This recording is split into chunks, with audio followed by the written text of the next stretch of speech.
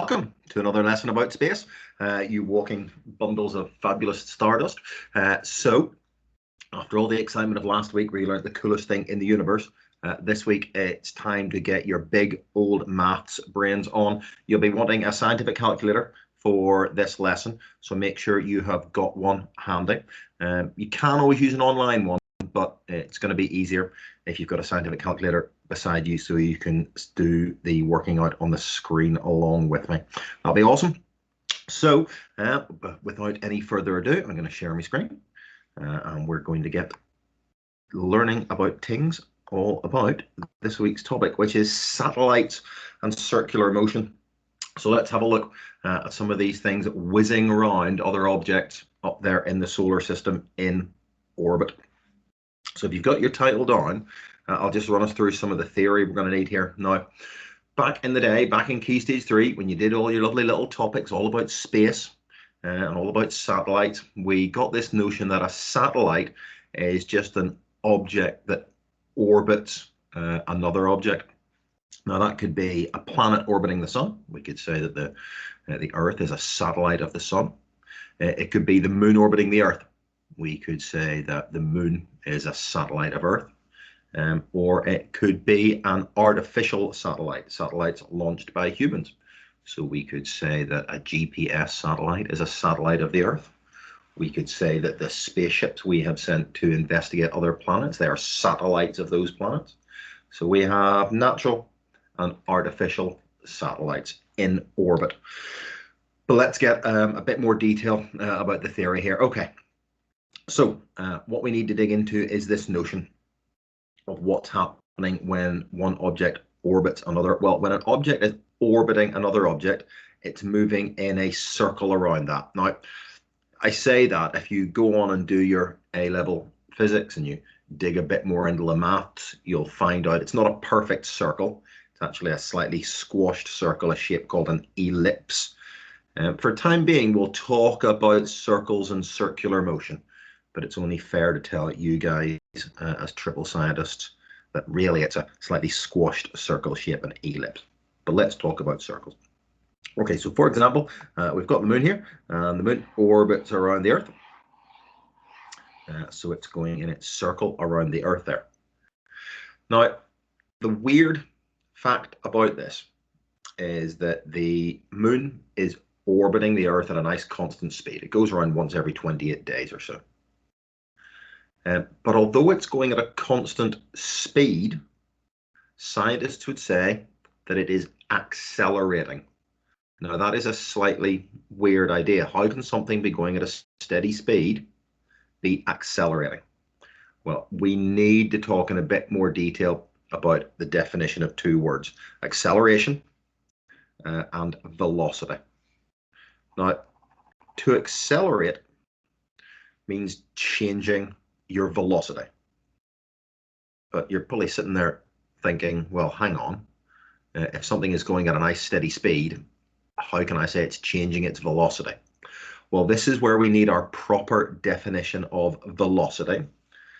For scientists, there's a big difference between the speed you're going at, which tells you how fast you're moving. But your velocity not only tells you what speed you're moving at, it also tells you what direction you're going. So a velocity has a speed and a direction. If your speed changes, your velocity changes. If your direction changes, your velocity changes. So this helps to explain the idea that an object going in a circle is accelerating. Let's have a think. If I am the moon traveling around in a circle around the Earth, if I sort of pause it there and draw an arrow on to show what direction, if I sort of freeze frame that the moon is going that direction when it's at that point on its orbit. But a little bit further around its orbit, if I go around here, let's have a look. If I drew a little arrow for its direction, it would be going this direction. And if I move the moon a little bit further around in its orbit, it's going to be going this direction. And you can see as an object moves in an orbit, it's constantly changing the direction that it's going. So that means it is accelerating. It is accelerating because its velocity is changing. Its velocity is changing because velocity is speed in a certain direction.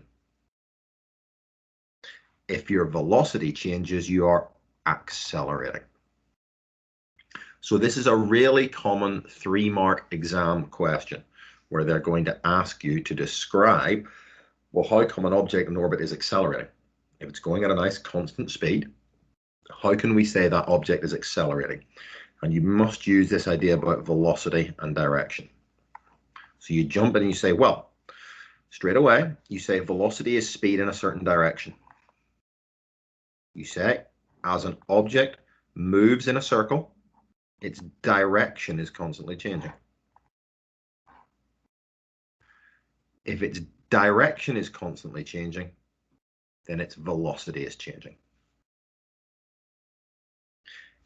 If its velocity is changing, it is accelerating.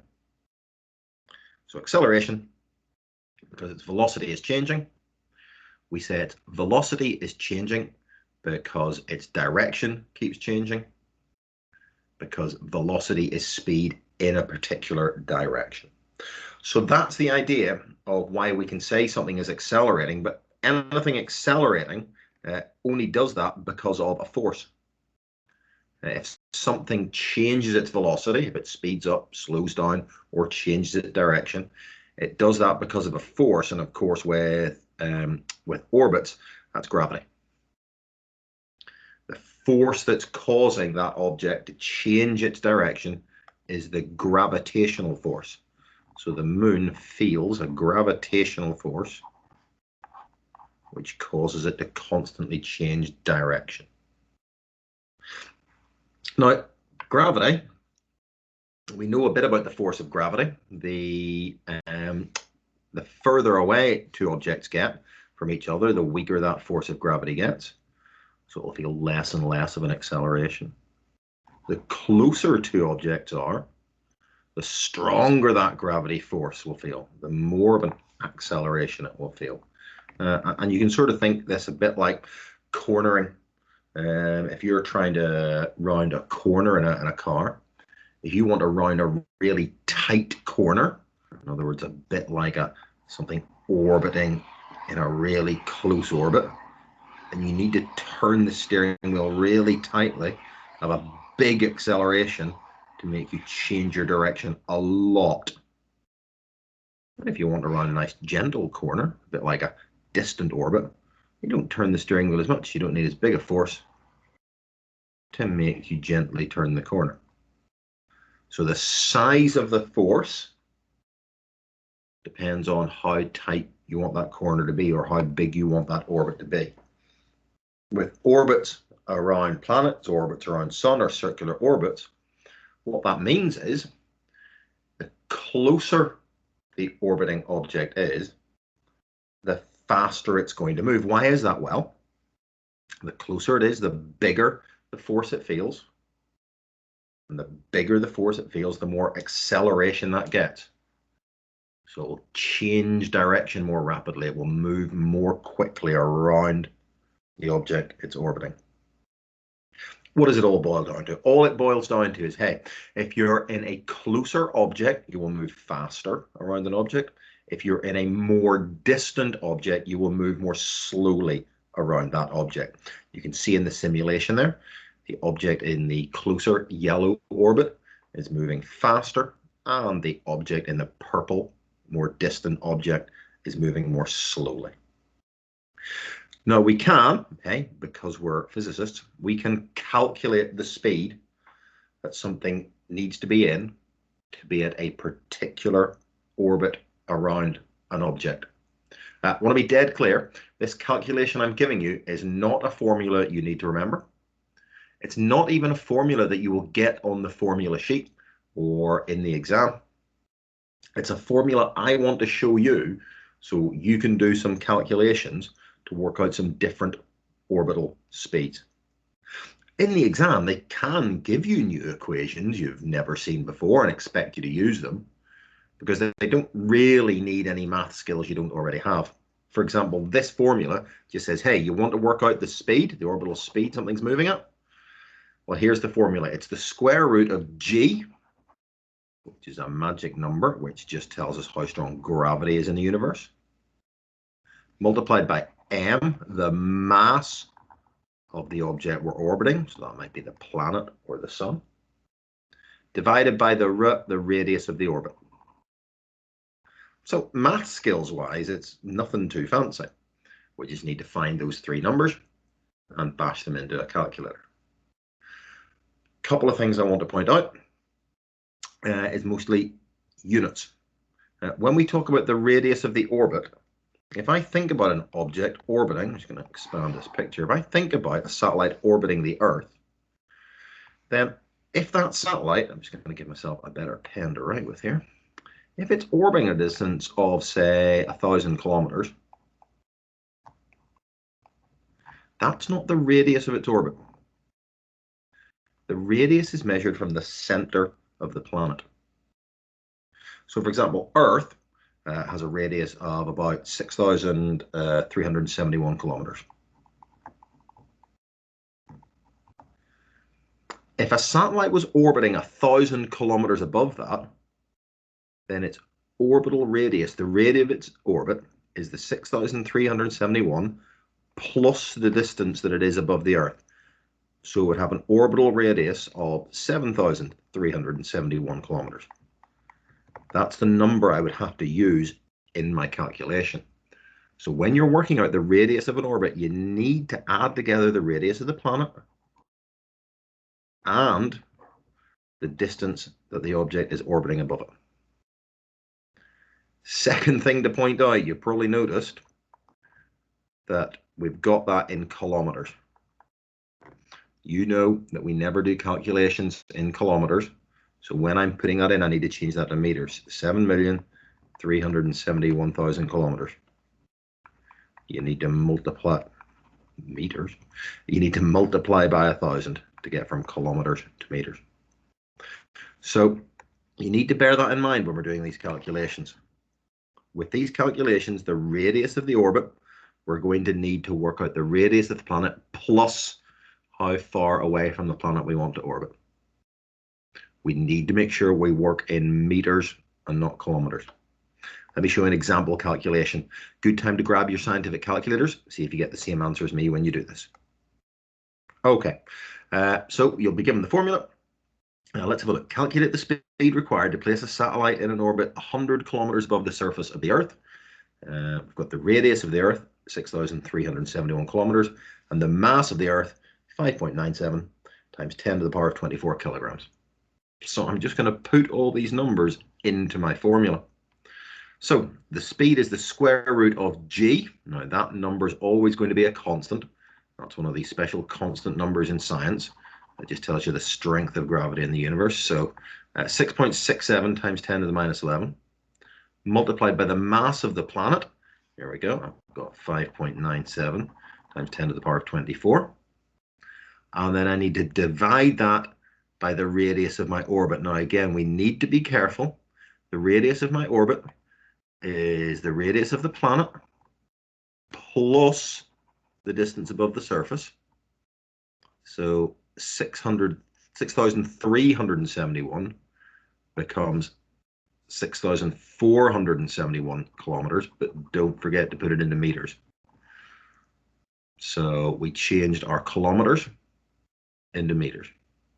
So if you bash that into your scientific calculator, see what speed you get. Don't forget when you've done that sum, obviously it's a square root of the answer, but you may well have put the square root in already. When you enter that into your scientific calculator, you should get to four significant figures. An orbital speed of 7,844 meters per second. So about nearly 8 kilometers a second. So that's how you use that formula. I'll do one more worked example with you, and then really that's the end of the teaching for the lesson. There's a worksheet where you're going to do a fair few of these calculations, plus answer some questions about the circular motion idea. Calculate the speed required to place a satellite in orbit 25,000 kilometers above the surface of Mars. We've got the radius of Mars of 3,390 kilometers, and the mass of Mars as 6.42 times 10 to the power of 23 kilograms. Just going to put all my numbers in. The speed is the square root of g. It's always going to be that number, 6.67 times 10 to the minus 11, multiplied by the mass of the planet, 6.42 times 10 to the power of 23, divided by the radius of the orbit. Now remember, I need to add together. I've got the radius of Mars, 3,390, plus the orbit, 25,000. So that's going to give me 28,390 kilometers. But I need to change that to meters. So that comes out to 28,390,000 meters. I multiplied my kilometers by 1,000 to get my meters. If you bash that into your scientific calculator, see what you get. Not forgetting the square root function, which you've probably put in already because you're maths geniuses. If you've bashed that in correctly, you should get an orbital speed of 1,228 meters per second to 4 significant figures. Okay, so you've seen how to use the formula. You've seen what we do. For that, the worksheet attached to the lesson has a number of these calculations, a question about the circular motion, and you need to submit that for the end of the lesson. And apart from that, we are pretty much done. Let me stop me sharing here. Stop sharing. I'm back in the room. That's it. The sums look complicated, but it's just a matter of using your scientific calculator. And when you've got all the work done on the worksheet, make sure you submit that to me, and I can have a look at your calculations. Good luck, and I'll see you next week.